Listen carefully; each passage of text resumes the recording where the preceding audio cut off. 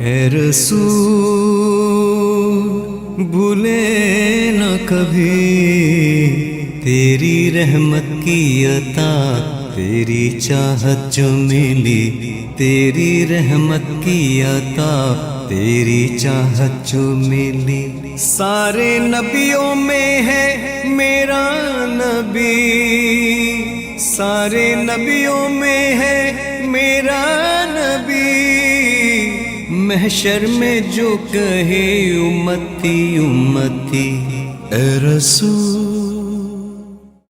मौलाना का एक छोटा सा क्लिप चलाइएगा, उसके बाद इंशाल्लाह हम शेख उज़ैर जो हमारे खुसूसी मेहमान हैं और माशाल्लाह ब्रिस्बेन से तशरीफ़ लाए हैं। और जैसे कि मैंने कहा मेरी बड़ी यादें इनके साथ, इन्होंने मुझे बहुत छक्के मारे एक दफ़ा ब्रिस्बेन में, लेकिन मैंने रिवर्स स्विंग पे इनको बोल्ड भी कर दिया था। बहुत खूबसूरत बैट्समैन हैं।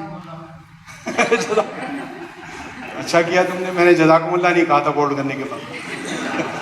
तो ये असल में पिछले दिनों एक प्रोग्राम था, उसमें माशाल्लाह पूरा ऑस्ट्रेलिया में SBS से चला था, उसकी छोटी सी एक क्लिप, और उसके बाद इंशाल्लाह हम इनको सुनेंगे इसी टॉपिक पे, और आप इंशाल्लाह देखेंगे हमारे मेहमान कैसे इंशाल्लाह। Please चलाइएगा। In suburbs across Australia, there's a building that is shrouded in controversy. Weapons are coming from mosques and people are dying. Islam is taking over the world and they are changing it in a bad way. People are afraid, there's no doubt about it, and there's genuine fear there. For the first time, cameras were allowed into an Australian mosque with exclusive 24/7 access to reveal the mosque as it's never been seen before. This is real Muslim Australia. This is what you don't see. I'm as dinky-eyed as an Aussie meat pie. The mosque and its community were followed for a year Smash it. All right. as they fell in love, Is it unusual for a male to be in the kitchen?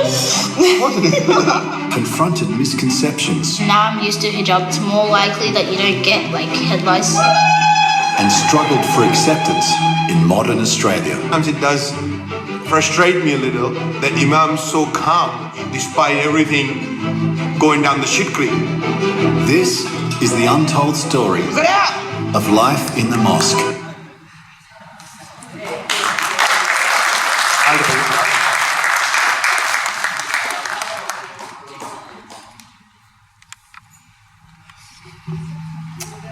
Assalamu alaikum wa rahmatullahi wa barakatuh. Before I start, I first of all would like to say thank you very much to my dear brother Javed and his team for inviting me.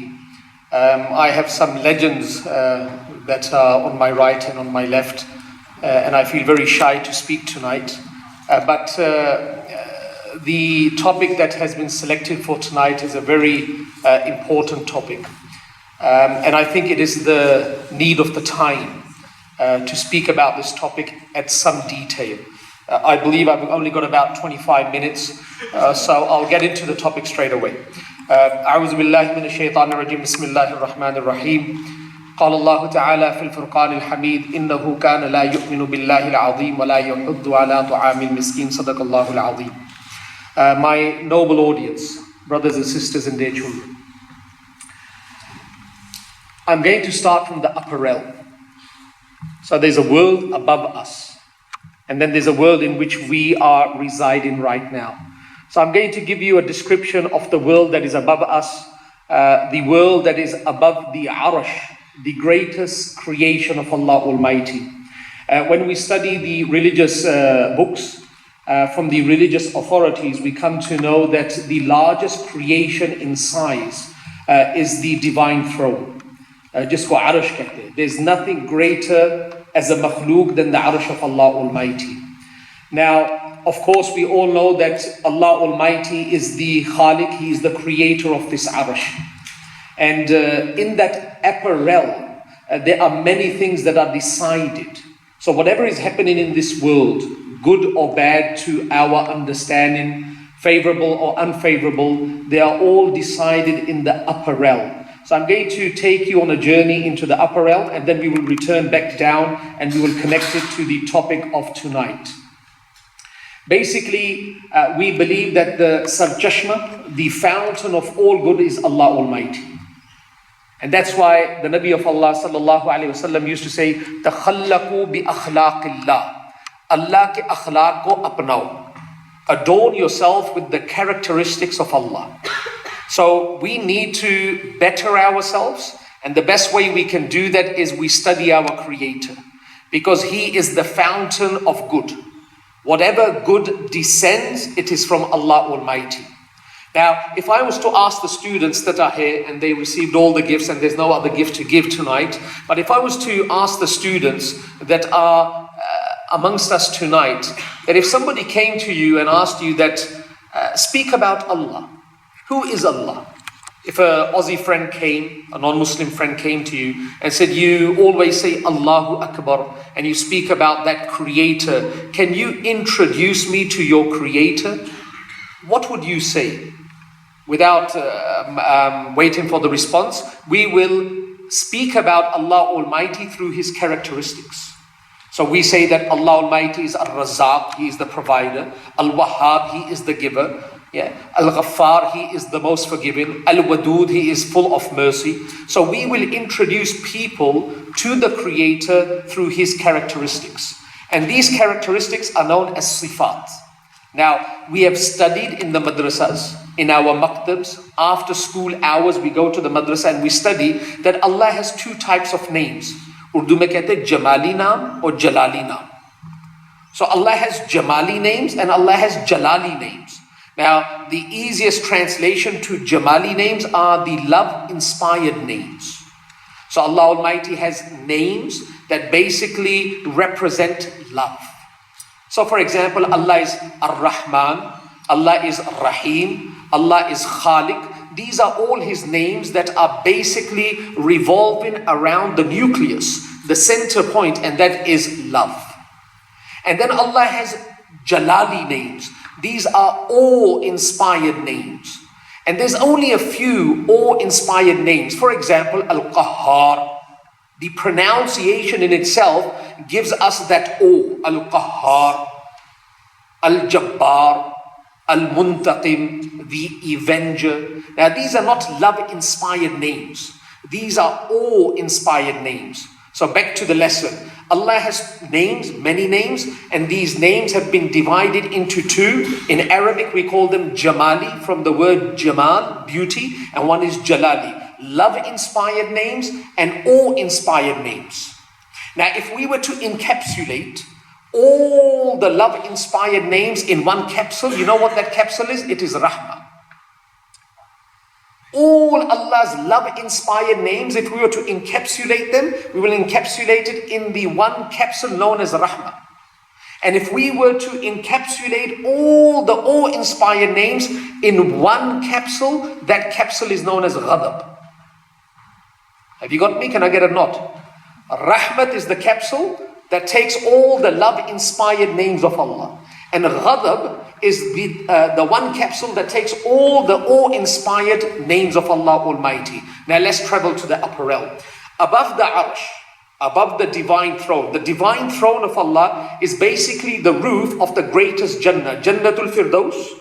And the roof is basically the Arsh of Allah, the greatest creation. Above this, no one has been given access, with the exception of Nabi Kareem Muhammad Sallallahu Alaihi Wasallam. So when he traveled, he ascended into the heavens, known as Laylatul Isra wal Mi'raj. He left Hazrat Jibreel behind and he moved alone towards the divine court of Allah Almighty. And no one before has been given that access. Now, you know what is written up there? You'll be amazed. There's a tablet. Our Prophet said there was a tablet there and there was an inscription on that tablet. What was the inscription of the tablet? Before I read it out, the two capsules. What is the capsule? Rahmat and Ghadab. The inscription on this tablet is Inna Rahmati Sabaqat Ghadabi. Ajibat. That verily my mercy prevails over my anger. How amazing is that? That there's one tablet hanging there. Nabi Kareem Muhammad was allowed to see that tablet. And the writing on that tablet is that my mercy, meaning my love-inspired names, pervade my awe-inspired names. Inna rahmati sabaqat ghadabi. Now Allah has many names. When we study the Quran, Allah could say, Al-Qahhar ala al-arsh istawa. He could say, Al-Jabbar ala al-arsh istawa. He could say Al-Muntaqim ala al-Arsh istawa, but he didn't say that. He said Ar-Rahman ala al-Arsh istawa. That Ar-Rahman, a love-inspired name, Ar-Rahman rose above the Arsh. So when Allah is establishing himself above the Arsh, where no one has been given access, with the exception of Nabi Kareem Muhammad, he is there with his sifat that is love-inspired, and that is Ar-Rahman. And what does Allah Almighty do then? In Surah Yunus, Surah number 10, verse number 3, Allah says, ثُمَّ اسْتَوَىٰ عَلَى الْعَرْشِ يُدَبِّرُ الْأَمْرِ. That he rose above the arsh, where there is a tablet. The inscription of that tablet is, Inna rahmati sabaqat ghadabi. Allah dispenses orders. So whatever comes down from above, it is basically with the flavor of mercy and love. Now, this is the arsh. Everything above is basically love, because Allah is sitting there as Ar-Rahman, not as Al-Qahhar. But everything has a foundation. What is the foundation that basically holds the arsh? Allah Almighty says in the Quran, وَكَانَ عَرْشُهُ عَلَى الْمَاءِ. That the arsh of Allah is upon water. And water extinguishes fire. And fire is ghadab. So basically above is rahmah and below is rahmah. And from that realm of rahmah, Allah sends down decisions. And the greatest decision that he has sent down is the religion of Islam. That is kamil and tamam, that is complete. And he has given it to us. So the entire religion from the start to the end is basically a representation of the mercy that encompasses the realm that is above us. Now what is the practical manifestation of this? इसका नमूना तो होना चाहिए ना दुनिया के अंदर. उस अल्लाह की रहमत का नमूना क्या है? That is Nabi Kareem Muhammad sallallahu alaihi wasallam. وَمَا أَرْسَلْنَاكَ إِلَّا رَحْمَةً لِلْعَالَمِينَ. He is the namuna. He is the example. Now I'm going to take you to the bottom realm now. So we've left upstairs, we're coming downstairs, and now we're going to travel with the Nabi of Allah. A child just said that when Nabi Kareem Muhammad sallallahu alaihi wasallam migrated from Makkah al-Mukarramah to Medina al-Munawwara, the child that was left on his bed was Hazrat Ali radiallahu ta'ala. And that was correct. Now, another question. When he was leaving Makkah, after 13 years of great effort and persecution, which enemy did he leave behind? Was it 1, 2 or 3 enemies? It was only one enemy. And that enemy is known as a polytheist, a pagan, a mushrik. People that used to worship false deities. So he left one group behind. Now he's entering Medina. How many enemies in Medina? Was it one or many? Many. So now he's going to enter Madinatul Munawwara. That is going to be his home for the next 10 years. And it's going to be the host to his departure from this world. And in Madinatul Munawwara, he's going to face pagans. He's going to face Jews. He's going to face Christians. He's going to face Majus, fire worshippers. And he's going to face a new kind of enemy known as the Munafiqun, the hypocrites, that are going to be led by Abdullah bin Ubay bin Salul. Many, many enemies. Now, I'm not going to use the word enemy in Australia. We don't have enemies. Remember that. We don't use that word. We don't have enemies. But we do have people that are from different faiths. We do have Jews, we do have Christians, and we do have atheists, and we do have that some people that sympathize with Islam and some people that do not sympathize with Islam. So basically what the Nabi of Allah was going to experience in Madinatul Munawwara, it's pretty similar to what we are experiencing in Brisbane or in Sydney or in Melbourne. Does it make sense? Now, Nabi Kareem Muhammad knows that I am arriving in Medina and this hijrah is divine. Ya Allah ne kaha hai ki Makkah chhod ke Medina jao. It is a divine decision. And I am going to live in this city for the next 10 years. And I know that the first impression is a very lasting impression. It's a final impression. I need to give advice to the people. Now the people that are going to gather around me, they're going to be Muslims, non-Muslims, sympathizers, non-sympathizers, Christians, Jews, Majus, and Munafiqun. And I'm going to have to give them a message that is universal. And that universal message is a representation of the mercy. And that is my message for today. So Abdullah bin Salam radiallahu ta'ala an, he is the Rawi of this hadith. Imam Tirmizi in his very famous compilation, Jami' al-Tirmizi, has recorded this hadith. So who is the Rawi? Abdullah bin Salam, the narrator. He was waiting for the Nabi of Allah to come from Mecca to Medina because he was a rabbi and he had studied the arrival of the Prophet of Allah in the Torah and in the previous divine books. So he was waiting. He says, I was on the tree, on the palm tree, enjoying the fruit. And somebody said that the final Prophet has arrived. He jumped from the top of the tree and he started to run. His puppy, paternal auntie, puppy, she said, where are you going? He said that the final Prophet has come and I'm going to witness this. So he goes. Now, Nabi Kareem Muhammad Sallallahu Alaihi Wasallam is sitting there. I want you to depict that. I want you to visualize that. Nabi Kareem Muhammad Sallallahu Alaihi Wasallam is sitting there and everyone is around. Now, Nabi Kareem Muhammad Sallallahu Alaihi Wasallam is very wise. He knows that the audience, partially conducive and partially non-conducive. Some are friends and some are foes. And now I need to build this community, just like we need to build ourselves in this community. So Abdullah bin Salam arrives and he looks at the Nabi of Allah. And when he places his eyes on the beautiful, radiant face of Nabi Kareem Muhammad Sallallahu Alaihi Wasallam, he says one thing. He says, "Araftu anna wajhahu laysa biwajhin kadhab." I realized straight away that this face is not the face of a liar. Ye jhoote ka chehra ho hi nahi sakta. He said it was so beautiful, the face of Nabi Kareem Muhammad Sallallahu Alaihi Wasallam. And then Nabi Kareem Muhammad Sallallahu Alaihi Wasallam started speaking. Subhanallah. And he said, Ya ayyuhan nas. Ye nahi kaha ayyuhal muslimun. He didn't say ayyuhal mu'minun. He said ayyuhan nas. O mankind. Afshu salam. Wa at'imu ta'am. Wa layyinu al-kalam. وَصَلُّوا بِالنَّاسِ وَصَلُّوا بِاللَّيْلِ وَالنَّاسِ نِيَامٍ تَدْخُلُ الْجَنَّةَ بِالسَّلَامِ أو كما قال عليه الصلاة والسلام. Number one, أفشوا السلام, give salams. Number two, أطعموا الطعام, khana khalaओ, feed people. لَيِّنُوا الْكَلَامِ, make your speech sweet. وَصَلُّوا بِاللَّيْلِ, and pray at night when people are sleeping.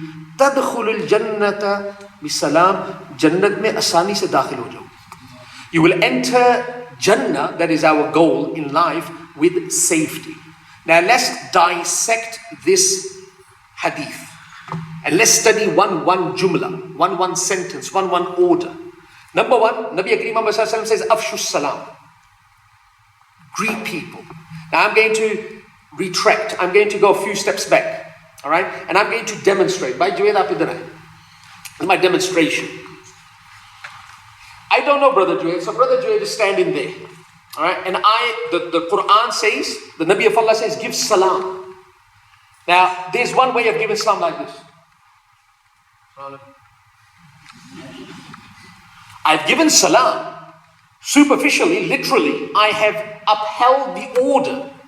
But you will understand that this is not the purpose of salam. Maqsad fawt ho gaya. Before salam, the body language has to change. It has to be conducive to the salam. Body language has to change. हम इन लोगों से बेहतर नहीं हैं. ये ज़हन से निकाल दो हम ये काफिर और हम मुसलमान ये ज़हन से निकाल दो. I was speaking to my brother-in-law a few moments ago, and I've spoken to Brother Juwaid about this as well. This one word in our mind that has been injected, that people are sinners, it has caused disaster in the Muslim community. We cannot look at anyone as a sinner. We look at him as a sick person. Change the mindset. You go to the hospitals and you will see that the next day the foot has to be amputated. Even the son, because of the stench, cannot stand there. But the nurse will come and she will not even frown. Because she's looking at the person as a sick person. Jitna bada mareez, utni zyada muhabbat. If the sickness is great, you show more compassion. Nabi Kareem Muhammad Sallallahu Alaihi Wasallam knocked on the door of Abu Jahl 3,000 times because he had the greatest sickness. The Nabi of Allah did not repel him and did not look at him as a sinner and as a kafir, looked at him as a sick person. And that's how we have to look at everyone, so we can develop the compassion within. So before even giving salam, I need to make my body conducive to the salam. I need to smile. I need to relax. I can't be judgmental. I can't look at him lesser than me. And that's why the Quran says, فَلَا تُزَكُّوا أَنفُسَكُمْ. Do not attribute purity to yourself. The person that says man, that is the moment that he has fell in the eyes of Allah Almighty. That is the moment he has fell in the eyes of Allah Almighty. He cannot do this. So I need to make my body conducive to the salam. And that is by smiling. Imam Bukhari has a very famous book known as Adabul Mufrad. So Imam Bukhari has one book known as Sahih al-Bukhari. Imam Bukhari has another book known as Adabul Mufrad.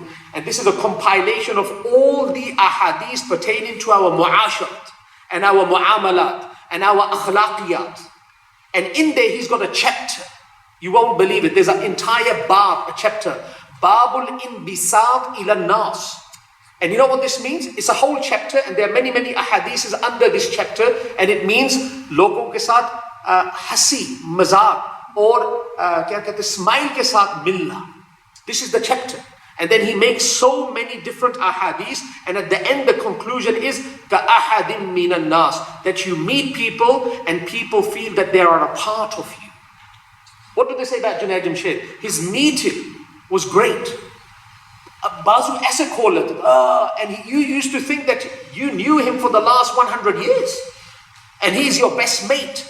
This is what the Nabi of Allah is saying. Afshu salam. Now, of course, there are rulings pertaining to the usage of assalamu alaikum, but it does not mean that we can't greet the non-Muslims. And be the first to greet. Be the first to greet, because greeting first destroys the ego. Hum intezar kare, ye mujhe pehle salam kare. You be the first. It doesn't matter if you're an imam. It doesn't matter if you're a sheikh. There's no greater imam and sheikh than the Nabi of Allah. Nabi Kareem Muhammad Sallallahu Alaihi Wasallam used to greet, and his greeting was like this. He's greeting the entire body towards the body. Not like this. Like this. And then he did not withdraw his hand until the person used to withdraw his hand. He didn't go like this first. हमारा जितना बड़ा शेख होता ना, जितना बड़ा मुत्तकी होता है, वो सलाम ही नहीं करता. जितना बड़ा मुत्तकी होता है, उसकी मुस्कुराहट चली जाती है, उसका सर गिरना शुरू हो जाता है. This is no level of taqwa. Taqwa is the smile should be there, because the level of taqwa, the standard of taqwa is our Prophet. And our Prophet always used to smile. And when he used to meet you, he never used to withdraw his hand. This is how he won the hearts. Afshu salam. Salam ko. Make it your habit. Wherever you go, Muslims or non-Muslims, greet them. Of course, with Muslims you say assalamu alaikum, and with the others you can say good afternoon, good morning, good evening. But be the first one to do that with a smile on your face, where the person feels comfortable. Now, a lot of people say, how do you know that those people are comfortable? A time will come, they will greet you. That's when they have relaxed around you. Oh, this person is okay. If you come to Holland Park, if you ever come to Brisbane, Holland Park, you will see in the morning I have a group of people, we march in the morning. And everyone that is marching on the road, they know us. So for the first 1 year, I used to say, good morning. They had their headphones, and sometimes they used to hear me, sometimes not. And now they're saying good morning. There is an interaction between us because of the as-salam. Number two. Second advice. At'imut ta'am. Feed people. Hamara cuisine sabse acha hai. We have the best food. Australia में खाने की किल्लत है. इनके खानों में मसाला नहीं है, जायका नहीं है. हमारी औरतें सबसे अच्छा खाना बनाती हैं. एक तो बिस्मिल्लाह पढ़ के पकाती हैं. फिर हमारी नानियां, उनका जो एक वो रेसिपी होती थी. We can win the hearts by feeding these people. I used to do a program in Holland Park Mosque. Brother Junaid knows about this. I used to do a program about 7-8 years ago. It's a tafsir program. Tafsir program. I used to get about 4.5 people. Why I say half? There was one child who used to come. He was about 7 years old. So about 4.5 people. All day I'm studying, and 4.5 people. What's going on? And so one day we sat down the group and they said, look, khana banaya. अब इस मुल्क में खाने का कोई भूखा नहीं है, लेकिन नबी करीम सल्लल्लाहु अलैहि वसल्लम ने कहा खाना खिलाओ। ये नहीं मतलब कि मदीना के सारे लोग भूखे थे, लेकिन feed them, because through feeding you win the stomach, you win the heart. You win the stomach, you win the heart. So Nabi Kareem Muhammad Sallallahu Alaihi Wasallam said, feed people. And this is advice to everyone in Medina. Khana khilao. I started the program, no one came, 4.5 people. Then I started to feed. You know how many people come now? 220 people. Now I know even if I remove the food, they will still come. Because उनको वो रूहानी खुराक मिल रही है अब. पहले रूहानी खुराक की उनको जरूरत नहीं थी. वो कहते रूहानी खुराक क्या होती है? हमें तो जायकेदार खाना चाहिए.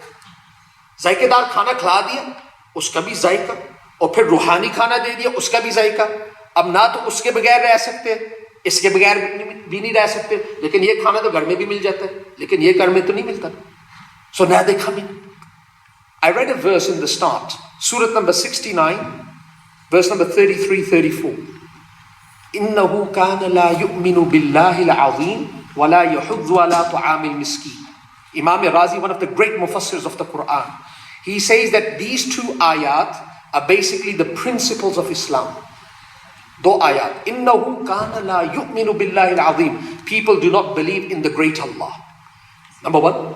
Number 2, وَلَا يَحُضُّ عَلَىٰ طَعَامِ الْمِسْكِينِ. They do not encourage people to feed others. He says that from this verse, إِنَّهُ كَانَ لَا يُؤْمِنُ بِاللَّهِ الْعَظِيمِ, the first principle of Islam is extracted. And what is that? التَّعْظِيمُ لِأَمْرِ اللَّهِ. Azmat Allah ke hukam ki. And logo ko khana khilana, وَالشَّفْقَةُ عَلَىٰ خَلْقِ اللَّهِ. Mercy upon the makhluk of Allah. And these are the 2 principles. If we falter in any one, we will not succeed. We need to uphold the azmat of Allah, the greatness of Allah, and we need to be compassionate towards the makhluk of Allah Almighty. So feed people. Start from your neighbors. Khana banao, zyada banao. Ek chawal zyada dal do. Cup. Ek chawal nahi, ek cup. Zyada dal do. Send it to your neighbors. And you will see this will work wonders. It is a miracle, feeding people. The Nabi of Allah said this. Number 3, وَلَيِّنُ الْكَلَامِ. बात को मीठा कर दो. अगर खावन भी करख्त है, बीवी उसके लिए खाना नहीं बनाएगी. अगर खाना भी बनाएगी, नमक ज्यादा डाल देगी. तो एक आदमी करख्त है, दावत कैसे देगा? दावत कैसे देगा?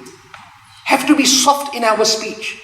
You can't even win the heart of your wife, and the wife can't win the heart of the husband, and the parents can't win the heart of the sibling, the children, and the children can't win the hearts of the parents if they are not sweet in the tongue. The Sahaba used to say when Nabi Kareem Muhammad Sallallahu Alaihi Wasallam used to speak, it was like flowers emitting from his mouth. It was sweet. You wanted to listen to it. We need to be very, very soft in our speech. And the last one, وَصَلُّوا بِاللَّيْلِ وَالنَّاسِ نِيَامٌ. Sara kuch to Allah se hota hai. So at night, whatever we have done in the daytime, at night, 5 minutes, no more, stand up and make a little bit of dua and say, Ya Allah, in the daytime, I gave salam. In the daytime, I fed people. In the daytime, I tried to be soft in my speech. Now the result is in your hand. Make the result favorable. Make the result favorable. And I'm going to end on a story of the akhlaq of our Nabi of Allah. Somebody asked Hazrat Aisha Siddiqa radiallahu ta'ala anha, how did the Prophet of Allah in 10 years conquer Madinatul Munawwara? And she said one statement. She said, Futihatil Madinatu bil akhlaq. Nabi Kareem Muhammad Sallallahu Alaihi Wasallam conquered Medina, and it was not the area, it was the hearts of the people that he conquered. He conquered the hearts of the people through akhlaq, through his characteristics, through his behavior. Now, I'm going to show you something from the life of the Nabi of Allah and we'll conclude on that. Consideration ko pata nahi Urdu mein kya kehte hain. My Urdu is a bit weak. I learned Urdu when I went to Pakistan to study. So consideration ko Urdu mein, consideration sab jante hain. Consideration is something that is very important in the department of akhlaq. Consideration. I need to be considerate of the person that is receiving my words. That what am I saying? How will he receive it? And I need to be considerate towards my environment. Now, Nabi Kareem Muhammad sallallahu alaihi wasallam, once in his lifetime, it was the 17th of the 18th of Ramadan, Nabi Kareem Muhammad sallallahu alaihi wasallam expressed to Hazrat Aisha Siddiqa, "Is saal main i'tikaf mein baithunga." Is saal main i'tikaf mein baithunga. In the last 10 days. Hazrat Aisha Siddiqa radiyallahu ta'ala, and she said, "Ya Rasulullah, can I sit in i'tikaf with you in Masjid Nabawi?" Now, this is Masjid Nabawi. This is the hujra, the apartment of Hazrat Aisha Siddiqa. It was adjacent to Masjid Nabawi. So Nabi Kareem Muhammad sallallahu alaihi wasallam said, "Haan, aapka bhi yahan tent lag jayega in Masjid Nabawi." Nabi Kareem sallallahu alaihi wasallam knew that if she places a tent in Masjid Nabawi, if there is a flow of Sahaba, she can jump into a hujra. It will not disturb the congregation. Do you understand what I'm saying? So the Nabi of Allah said, "Haan, aap bhi i'tikaf kar sakte mere saath Masjid Nabawi ke andar." Nabi Kareem sallallahu alaihi wasallam knew that if anything happens, she can jump into a hujra, no worries. On the 20th in the morning, so people sit in i'tikaf after Maghrib. On the 20th in the morning, Nabi Kareem Muhammad sallallahu alaihi wasallam had to go to the outskirts of Madinatul Munawwara to respond to something urgent. When he returned back, there were many, many tents in Masjid Nabawi. All the wives, they placed their tents in Masjid Nabawi. बीवियों को पता लग गया, उन्होंने कहा कि हज़रत आयशा अकेले बैठेगी, हम भी बैठेंगे. So everyone erected a tent in Masjid Nabawi. Now their houses and their hujras were far away. Do you understand what I'm saying? Their hujras were far away. So if the Sahaba are coming for salah, they couldn't jump out, because if they jump out, the i'tikaf breaks. They did not know why the Nabi of Allah gave ijazah to Hazrat Aisha Siddiqa. They were just looking that Hazrat Aisha is going to benefit and we're going to be left on the side. So Nabi Kareem Muhammad sallallahu alaihi wasallam came and he said to the ladies, do you want to make, to the wives, excluding Hazrat Aisha, that do you want to make sawab? Do you want to receive reward? They said yes. He said, you make i'tikaf at home. So these wives, sami'na wa ata'na, baat suni, obey kiya, picked up the tents and they walked away. But Nabi Kareem Muhammad sallallahu alaihi wasallam knew that they will be thinking, what about Aisha? Consideration. What about Aisha? But at the same time, Nabi Kareem Muhammad sallallahu alaihi wasallam has given his word to Hazrat Aisha, you can sit in i'tikaf. So Nabi ki baat to atal hai. He has said you can sit in i'tikaf. He didn't say to the other wives. Now they're walking away thinking, what about Aisha? And the Nabi of Allah is in this tricky situation that he can't say to Aisha, Niklo yahan se, because he has given his word. You know what the Nabi did? The Nabi of Allah said, Aisha, aap to baith sakte, is saal main i'tikaf mein nahi baith raha. Kaisi baat? Main is saal i'tikaf mein nahi baith raha.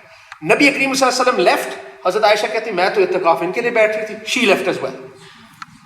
Consideration of the other wives, fulfilling the order of Allah Almighty. Next year, Nabi Kareem sallallahu alaihi wasallam made i'tikaf of 20 days. Allah Rabbul Izzat hum sabko akhlaq nabi ata.